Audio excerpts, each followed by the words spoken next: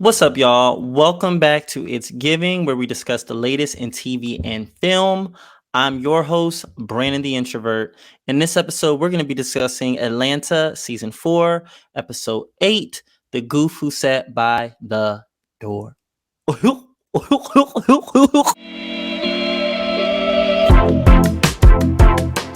So this episode was written by Francesca Sloan, who was also the head writer of Snipe Hunt, which was the previous episode at the campgrounds with Ern's family, Ern Van and Lottie, as well as Karen Joseph Attic, and directed by Donald Glover himself. Now, this episode isn't necessarily a traditional one. I mean, none of the episodes are a traditional one, but this episode I feel like would be best done by it's just gonna be like thought spitting. Basically, this episode was in a documentary style without the main characters and under the banner of the BAN, Black American Network, which was first shown in season 1, episode 7, where Al was having just the transgender talks. And Retrospectro was the transracial person. Basically, he was a black guy saying that he identified as a 35-year-old white person. And then you had all their like commercials just addressing like police brutality and just topics of blackness pretty much. That's one of my favorite episodes. I like animation, I like goofiness, and I feel like BAN season 1 episode 7 just took you where it wanted to take you, but all over the place, but it was still good. And main difference is it anchored one of the main characters. So this episode is a standalone away from the main characters, as I said before. So this episode was about also, just to preface, all of the information, not all the information, maybe, who knows, but the person who it is about, Thomas Washington, he's completely fictional. This is just a stand-in of sorts for a way for Donald Glover, I feel like, to convey a lot of different things, but we'll talk about that. But basically, yeah, it's a documentary style about this guy named Thomas Washington who grew up in East Atlanta, and he grew up to be an animator turned Disney CEO who was responsible for spearheading the production and creation of Disney's first black movie ever, a Goofy movie. And I found this to be funny because I feel like online and just like among other black people, like we feel as though the Goofy movie, it just feels like a black movie. There's just some movie like Robots that felt like a black movie. You know what I mean? Even though it wasn't a black movie, but it felt like a black movie in a way. So Goofy movie definitely has that distinction of not so much being black, but just is black, especially during that time in the mid 90s and stuff like that. There wasn't any, besides Lion King, there wasn't any like movies that had undertones of blackness. So I feel like Goofy movie was the perfect setup for this plot. So throughout the documentary, we see that Thomas Washington, he struggled kind of with not accepting himself as a black person, but he struggled with his blackness. He struggled with feeling as though he was an outsider to his own people. And then he also struggled with the struggle of his own people. So it's like internally, he was an outsider. Externally, he's still dealing with the everyday problems of a black person. So it's kind of that conflict, similar to what Donald Glover has kind of scattered about throughout this series about Ern and, who might be a stand-in some ways for Donald Glover and his identity, especially how other black people view Donald Glover as well. I feel like he's a very complicated black figure. But anyway, he kind of struggles with this internal, external identity of self and just a conflict. And he kind of remedies this conflict with revolting through art, revolting through animation, and trying to tell the stories that he wants to tell, tries to give it the style that he wants to, and in doing so, giving his own people that justice. And he kind of uses Goofy as kind of a conduit and a channel for that. If anything, Goofy, I feel like, was used as his avatar in this way. So he revolts through art in this very, very white industry, also known as Disney. And it's very interesting. Disney kind of purports itself to be, especially now, like really trying to increase diversity and whatnot. But we see there hasn't been any full black characters, at least in the Disney movies, since we're just talking about Disney movies right now.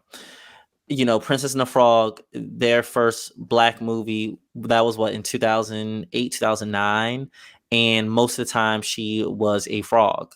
I believe it was a runtime of 23 minutes where she was an actual black person, an actual black woman. So we have that movie. And then we have Soul, which came out, I believe, at the end of 2020.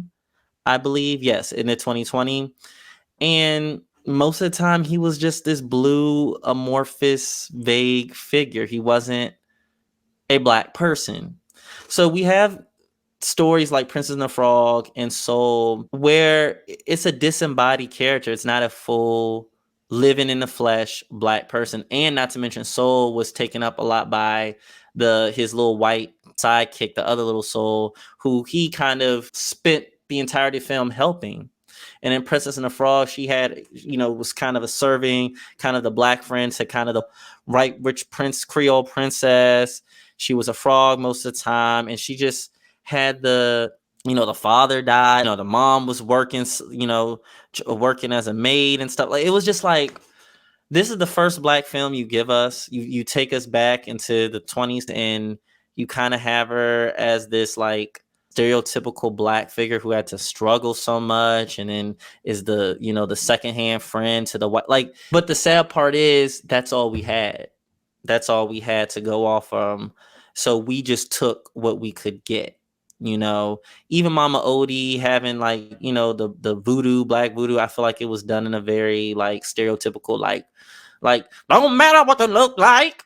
Don't even matter what you write. Like, you know what I mean? So, and don't get me wrong, I find the film, it's entertaining, but we like, for the first black Disney film, you know what I mean? There was no nuance. I feel like there was no distinction. It was just kind of the same stereotypes repackaged. You know what I mean? But I can go on about that, and with Soul as well. But in general, we still haven't, I feel like, had a full bona fide black movie. So the fact that they're kind of tackling this issue within Disney and shit, maybe other animation studios, but right now we're talking about Disney, I feel like is very timely. And I feel like they always I always forget to hit the head on the nail, hit the nail on the head, hit the nail on the head, hit the nail on the head with just doing timely stuff and then depicting like issues, topics, and blackness in a very like nuanced and very well folded in way, like without being too, I feel like I said this in the past couple episodes, but without being too like blatant, without being too like the same basic. I feel like they do it in a very original, thought-provoking way, in a way that kind of just makes you think. I think I said this before on one of the posts as well on the Instagram, but like the way Atlanta kind of conveys a lot of black topics is in the way I just said. Like, it makes you think. It's not trying to make you. It's not trying to make you think, but it makes you think. You know what I mean? It's not trying to make you think a certain way. It's just laying it out there, usually in a comedic way, maybe a suspenseful way, but it lays things out there for you to be like, huh. And I feel like doing that, kind of piercing through that your walls pretty much, I feel like is the beginning for someone to think in a whole different way. So I feel like if you can do that, then you're already successful. Basically, that is kind of the premise of it. You have a black animator who gets in control, gets in power to do a black film on his own terms. So basically the setting of it, It has to do with the early 90s Rodney King riots, and I just feel like there's always these balloon events in Black history where, police beatings happen all the time. They happen all the time. But I think the only difference between these balloon events, as I like to call them, is like it just gets nationwide recognition. It gets everybody talking, gets everybody on the same accord. Similar to George Floyd, similar to Breonna Taylor in the 2020s, similar to Ahmaud Arbery, similar to Trayvon Martin, so I I call that a balloon event, and I feel like that was one of the earliest, at least in modern post civil rights history, as far as my young ass knows. I feel like where it really got people talking and it really had people thinking about their place in as a Black person in American society. I feel like post civil rights, like 60s, 70s, I think I would assume Black people thought that, okay, if I could just work hard, get this job, be, college, whatever, do the American way, I'll be treated as an equal. But time and time again, we see that that's never going to be possible in this society, in this American culture. That's never going to be possible because the DNA of America was made for white men. Simple. White, old, wealthy men, usually white wealthy men, but that's not going to be possible. So I like to view these balloon events, referencing the Rodney King event, that kind of chips away at the Black American consciousness and kind of chips away at that idea of like, okay, if I do this, then I could be accepted. I feel like these events over time have chipped even traditional Black people over time and made them realize like, no. I think, now this is a tangent, I think politically, do think it's chipping away at Black people and kind of gearing them more towards kind of a radical type of mindset, or at least as radical as can be in this day and age, especially younger Black people. But I think what holds back the traditional Black people, I think, is religion. I think traditionally Black people, older Black people, are just they see, okay, we're treated as a nigga in this society, but the Lord is going to fix it all. And I think that's what kind of buffers their action and kind of dilutes their action. But I'm just talking about the grand scheme of things. But yes, balloon events, I feel like the Rodney King topic, like you can't talk about the 90s without talking about that. So I think that went, the way they kind of folded that into the story, I think it went very well, and it kind of gave a uh an apparent motive for Thomas Washington to revolt in his own way. Yeah, I feel like that was just that was well done. That was well done. And I think with that element then connects to now Thomas Washington's love for animation with Goofy. Now we have his internal struggles as a Black person feeling outsider. We have him seeing the problems that his own people are facing. Then with the Rodney King kind of catalyzing some things and kind of giving some fire to his breath. I feel like now we see him connect this fire to his love for animation. And like I said before, he kind of used Goofy as his avatar for this. Now, that was very interesting to think that he viewed Goofy as a Black person, as a nigga, pretty much. And it makes sense. It completely makes sense. Goofy has always been viewed as a minstrel, has always been viewed as slow-witted, dumb, uneducated, good heart, serving, servile, subordinate even, especially when it comes to Mickey and Donald, not taken seriously, not given actual chances, always the butt end of the joke, a literal dog. So, and not, like I said, not equivalent to Mickey or Donald. He is the gag, So I feel like, especially the fact that he was made in the 30s, I can definitely see, even though it's not officially stated from my understanding, I can definitely see him being like, oh, yeah, this is a nigga. And they just got away with it, over time. And I feel like with the way they had Thomas Washington conveyed, he had a resonance with Goofy, even though Goofy was viewed this way into the white the white public, the white media, the white mindset. I think he saw there was potential in Goofy, and he saw there was a love in Goofy and a authenticity in Goofy that resonated with him, and I feel like allowed him to kind of realize like Goofy is a nigga like all of us. So I think in his way, by kind of changing that image of Goofy, he felt like he was going to change the image of black people, specifically the black man. And yeah, I feel like he resonated with Goofy as a fellow black person, but I think most of all, he resonated with Goofy as himself. Like Goofy, he had Goofy he didn't necessarily have Goofy portrayed as a black father, but I think he did have Max before the Goofy movie. I think he did. So, but Goofy was viewed, as a good father. He's an outsider. He's different.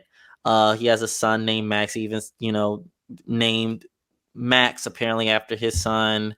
And I think with his resonance, he used Goofy as an avatar to show that there are black people, specifically in this case, black men, that are not polarized, either like what they said in the documentary, either especially in the 90s, the way black men were portrayed, especially in the 70s.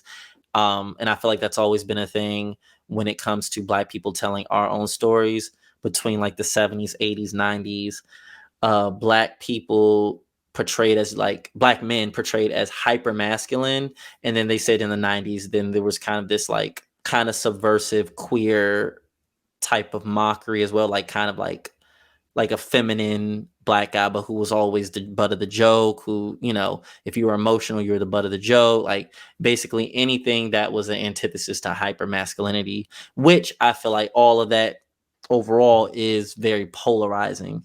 So I think that with this Thomas Washington character, he wanted to portray black men as this mix of different things, authentic, loving, non-polarizing for sure, underdog who still be through the odds is still successful in their own way through spirit and love for their family, which I feel like that's what Thomas Washington had. Like, even though you might feel like an outsider, you might feel like an underdog, you might feel undervalued, like you're still a winner in your own eyes because of what you prioritize and who you are. And I feel like he used Goofy as that. I think with his rise from being an animator to CEO, it was definitely I found it pretty cool. I found it very funny at times and stuff like that. It was pretty funny, especially with the confessionals from his like cousin, his mom, some of the CEO members and stuff like that, the animators. It was really cool. It was really cool to see, like, even though the story was fictional, like this could be a thing. I mean, I think the CEO mix up, that probably wouldn't have happened in real life, but it was pretty cool to kind of see his dreams come true. And now he has this dream, and now he has the power to enact this dream in the biggest way ever. So we see just scenes play out with him, trying to teach his fellow white animators how to, draw black people, how to move like black people, how black people function. He really tried to instill what a black person was and a black character was through a lot of different methods we see throughout the little mini documentary. Now, it seems like things were going okay, and he also tried to like implement it. Basically, the story was a black father and his black son going on a road trip, and I think he wanted to inject a lot of black culture into it. Music. I think there was one part where he wanted Max to see the Huey Newton, a rattan throne. He wanted Tevin Campbell in there, and I think what eventually led to a spiral. I think he took it too far when it became something where he was trying to prove something to himself, and it wasn't just okay for my black people, for my son. It went from that, from like an innocent, still radical, still intentional, still purposeful project, energy, momentum, to then I think the power started to corrupt a little bit. I think he took it too far when it started being about himself, and kind of like, I don't know whether he was proving it to his younger self. I don't know.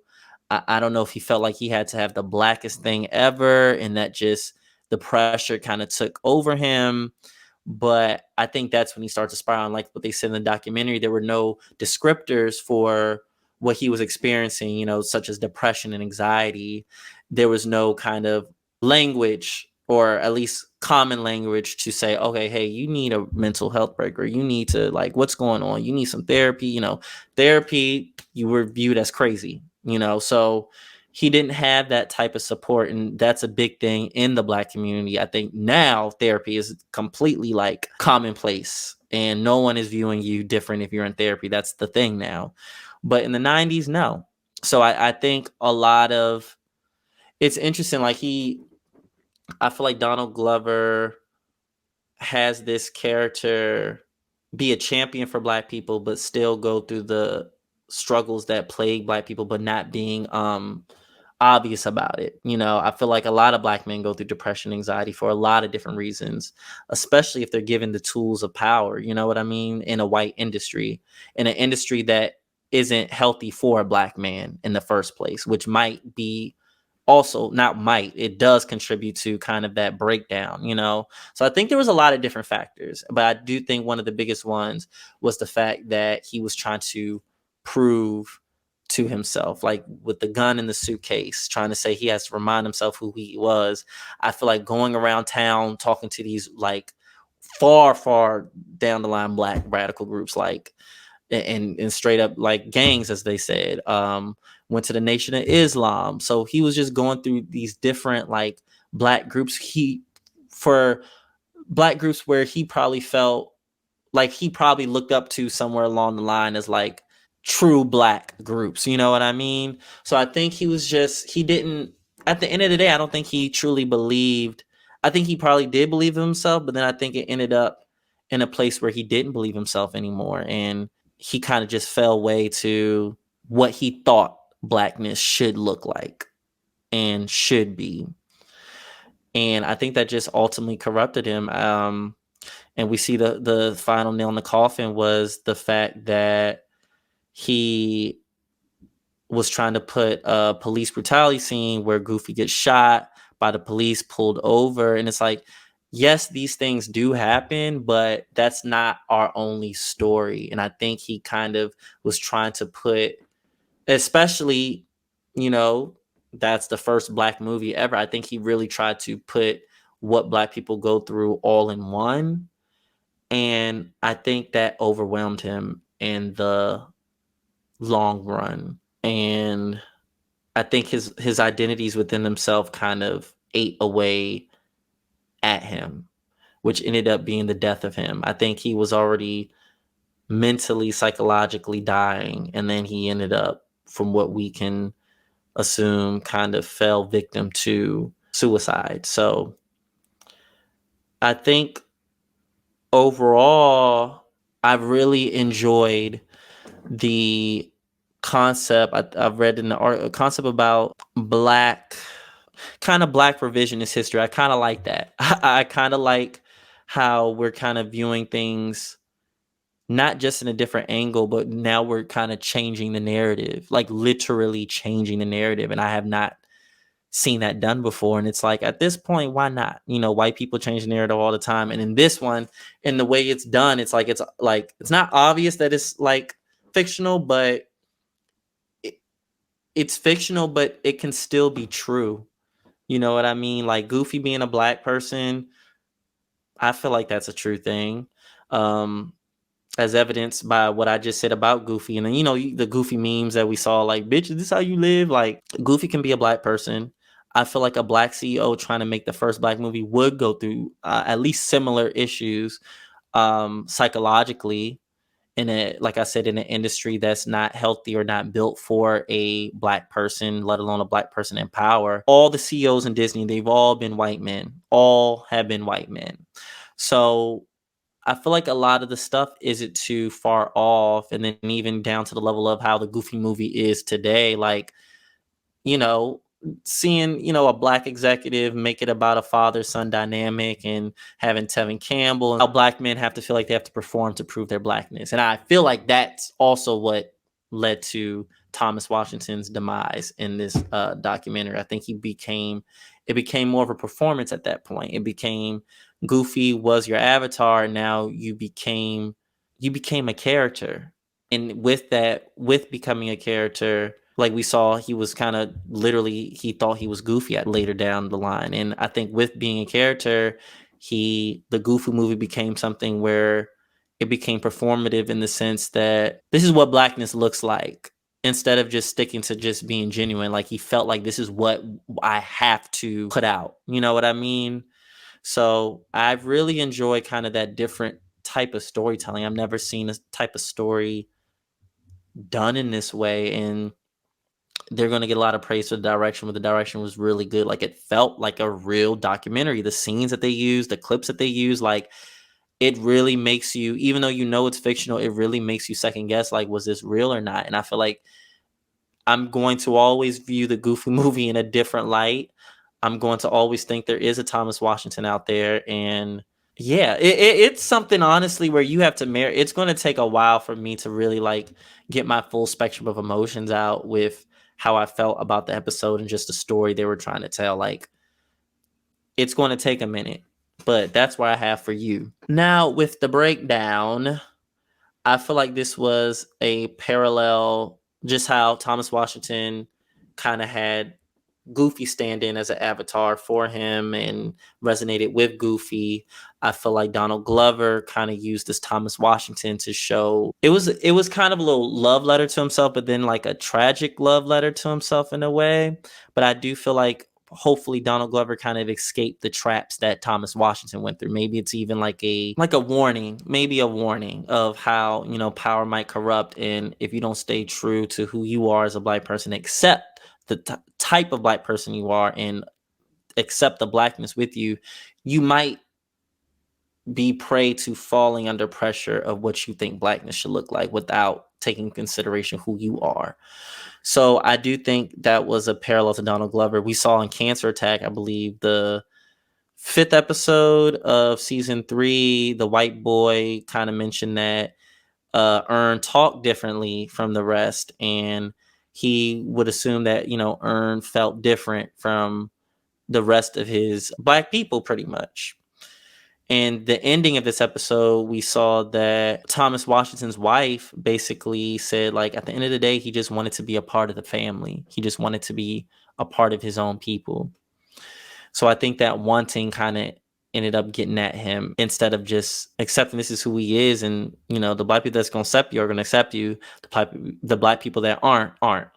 So I do feel like Donald Glover is kind of like using this person to write about himself in a way.